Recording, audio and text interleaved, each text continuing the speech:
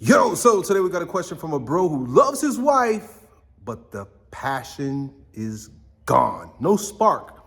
Great question. Before we get into that, if you want to talk with me, mano y mano, let's have a convo. Click the link down below and book a call, yo.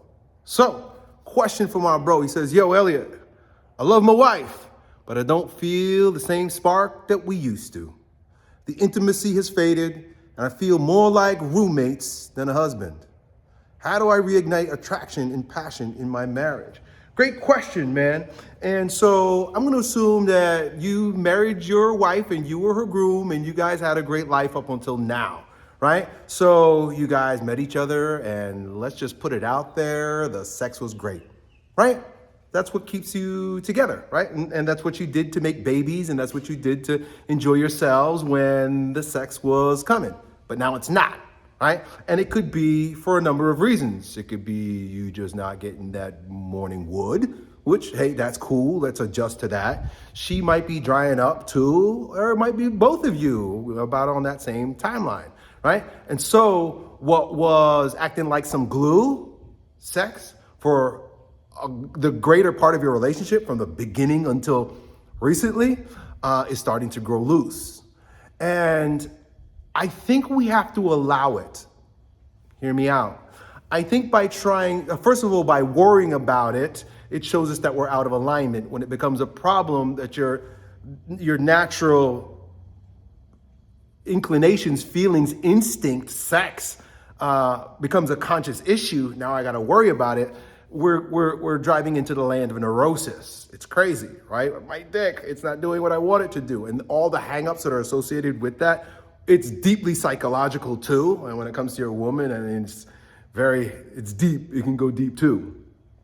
So we can fight it. We can have hangups about it. We can make it a problem and seek a solution. But what happens when we do that? Well, it's a house of cards, because whatever we use, it's extrinsic, right? Like, medication or, just propping things up, right? It's unsustainable. Eventually, the scaffolding will crash too. Eventually, it's just gonna be the two of you and your wife, and no sex. It's going there. That's the direction it's going. And you're kind of getting signs of it now, right? Granted, you're both healthy and it's not, but still, if you're not healthy and you're not wanting the bone, that's natural. Nature saying that you should stop fucking too, right? If you're obese, but the two of you shouldn't be having sex. Well, God forbid you reproduce. Woo! And she's old? No.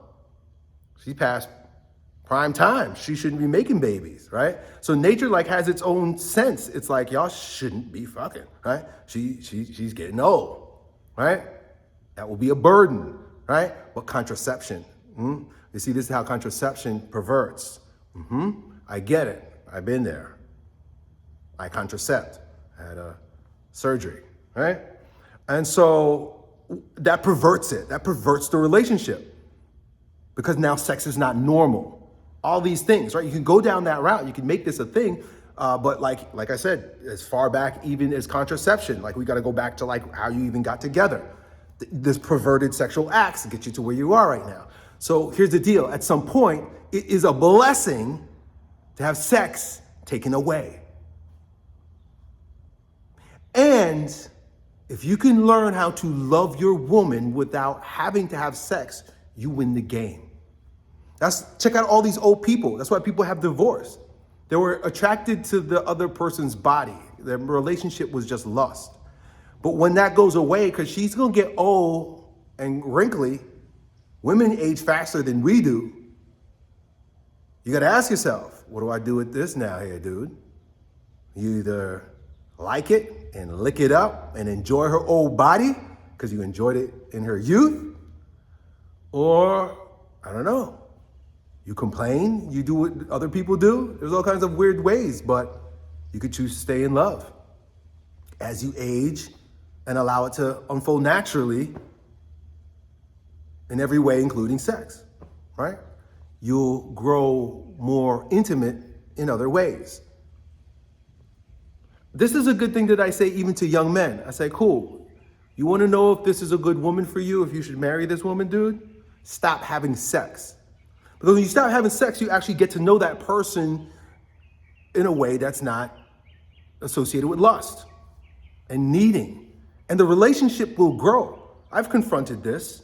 Just say, I'm in the same situation. I don't want to bone like I did 20 years ago, right? But can I still love her? And can we still have a lot of the same, right? A lot of the same intimacy and feeling and trust and vulnerability with one another. You know, snuggling naked doesn't mean that you have to have intercourse, right? Just being close. You don't even have to be naked, just being close. Just hugging each other in bed, keeping your bodies tight, hugs, frequent hugs.